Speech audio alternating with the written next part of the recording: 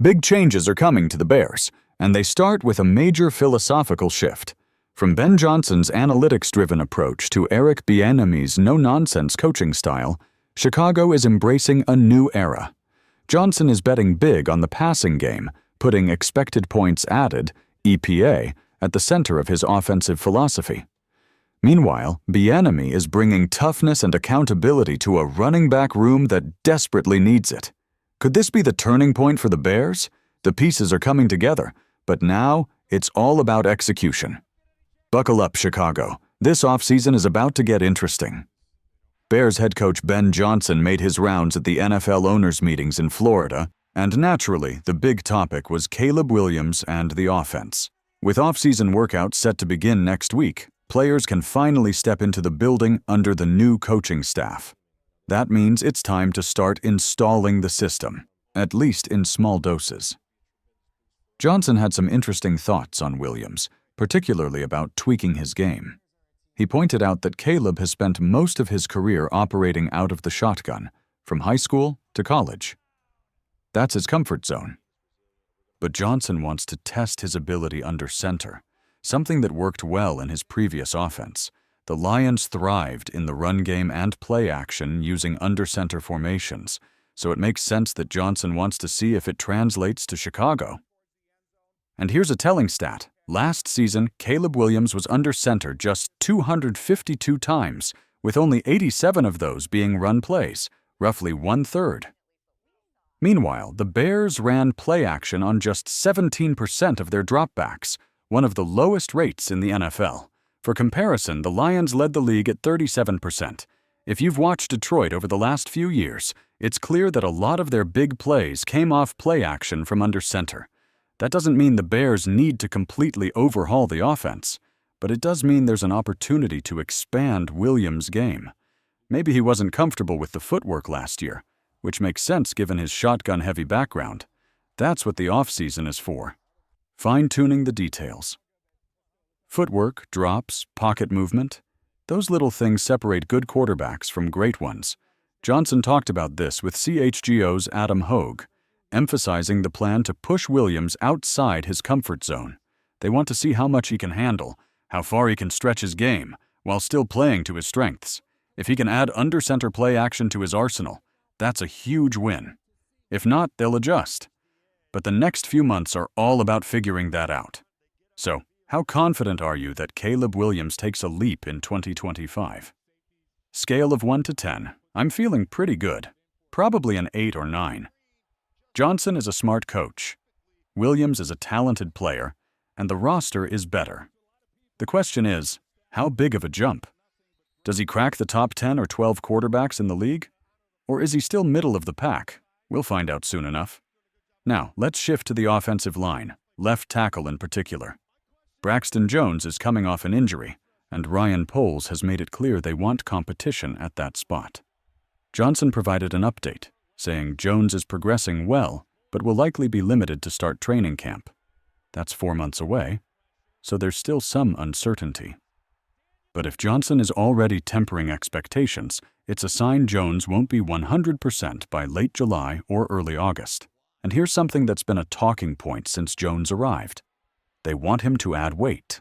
Specifically, they need him to anchor better in pass protection. That's been his biggest issue since he entered the league. He's an athletic tackle, moves well in space, and is solid in the run game. But when a powerful edge rusher bull rushes him, he struggles. His core strength just isn't where it needs to be. At this point, though, you have to wonder, how much can he realistically improve? We're heading into year 4, and this has been a problem since day 1. And now, he's rehabbing a leg injury. How is he supposed to add good weight while recovering? Sure, he could eat a bunch of cheeseburgers and put on 20 pounds, but that's not the kind of weight they're talking about. Adding 10 to 15 pounds of muscle while coming off an injury? That's a tough ask. The Bears have probably been trying to get Braxton Jones to bulk up for years. But here's the issue. He's recovering from an injury, and he can't go full throttle on core workouts. So, how exactly is he supposed to add meaningful weight? That's the real question. Maybe the Bears have a plan, but it's hard to see how this suddenly changes in year 4. Now, let's talk about Kieran Amagadji. Johnson had some interesting comments about him. He said, "I liked Kieran a lot coming out last year. We had him pegged as a developmental prospect. That's code for day 3 pick, but the Bears took him in the 3rd round. Still, he's got traits to work with. And the coaching staff isn't discouraged by what they saw on tape. To be fair, Amagadji got thrown into the fire. He wasn't supposed to play as a rookie, and then, the night before a game, Braxton Jones is ruled out. Suddenly, Amagadji, who hadn't taken first-team reps all week, is starting at left tackle on Monday Night Football against Jonathan Greenard. That's a tough situation for anyone. Listening to Johnson talk about both guys, here's the read. They see potential in Amagadji, but Braxton Jones has real long-term question marks. Can Jones be a viable starting left tackle beyond this year? Maybe. But if the Bears want a real answer at the position, they need to bring in competition. That doesn't mean they'll draft a left tackle at number 10, but it's definitely in play. Johnson mentioned that when he evaluates offensive linemen, he likes to watch the tape first, before even looking at measurables. If something stands out on film, then he'll check the numbers, like arm length, to confirm his observations. That's a smart approach. So if they love Will Campbell's tape, they might take him. If they think Josh Connerly or Amarius Mims can flip to the left side, that's an option. Maybe they go with Patrick Paul or Jordan Morgan later in the draft, or maybe they sign a veteran after the draft. One way or another, expect the Bears to add a left tackle. Now let's talk about the slot receiver spot. Johnson made it clear, his offense naturally funnels targets to the slot. That's been true everywhere he's coached. Amon-Ra St. Brown in Detroit, slot guy, top weapon. Go back to Miami when Johnson was the receivers coach. Jarvis Landry caught 100 balls in a season. So who's going to fill that role in Chicago? Right now, it's unclear. Olamide Zaccheaus? Not likely. Devin Duvernay? Probably not the primary guy. That raises 2 possibilities. 1, do they draft a true slot receiver?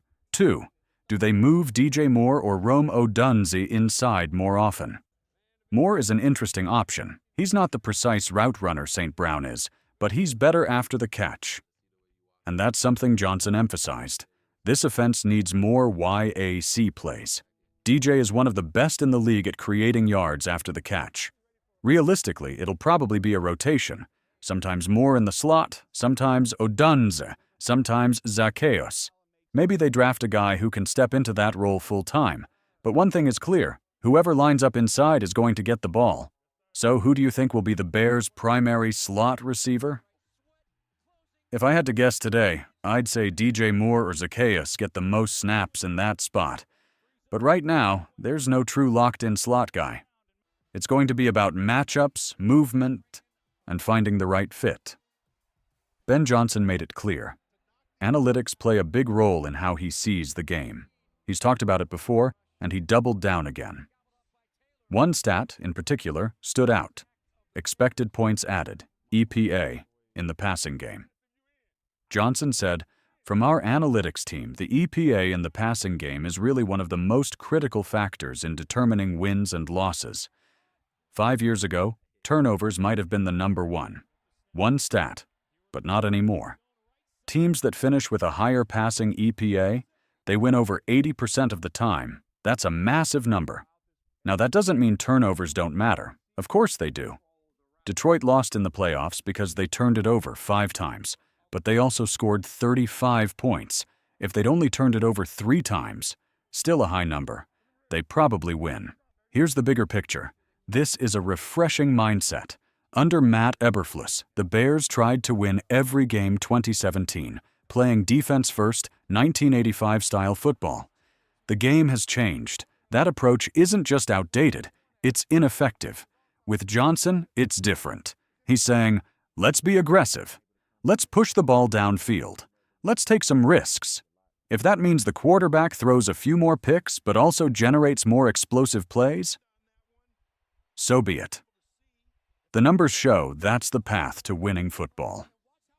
The Eric Bieniemy factor. Eric Bieniemy is back in the NFL, and he's coaching the Bears running backs. That hire got a lot of attention, and it makes sense. For years, the narrative around Bieniemy was, why can't this guy get a head coaching job? Then he went to Washington as OC, and the results were mixed. He moved on to UCLA, where things didn't go well. So naturally, some people started questioning his ability as a coach. But here's the reality. This move makes a ton of sense for both sides. Johnson had a great line about him. He's going to coach the piss out of these running backs. That's who he is. When the hire happened, Johnson said he got texts from half a dozen people in the league saying, "You just hired the best RB coach in the NFL." That's the key here. He's not the offensive coordinator. He's not the guy developing Caleb Williams. He's here to coach the running backs. That's his job. Will he have some influence on the run game? Sure. But this isn't about play calling or quarterback development. And look, the Bears need this. The running back room wasn't good enough last year. They need better production, and they need tougher coaching. That's what Bieniemy brings. He's the kind of guy who will rip into players during practice, then put his arm around them afterward. Tough love. Andy Reid has called Bieniemy one of the best leaders I've ever been around. That matters. He doesn't have to say that anymore. Bieniemy isn't on his staff. That's an honest endorsement. For Bieniemy, this is also a reset. If he helps turn the Bears' running game around, he'll be back in the mix for OC jobs. Maybe even another head coaching shot down the line. Right place, right time for everyone involved. Bottom line, this is a good hire. The league seems to approve of it. Now it's on Bieniemy to get this running back room back on track.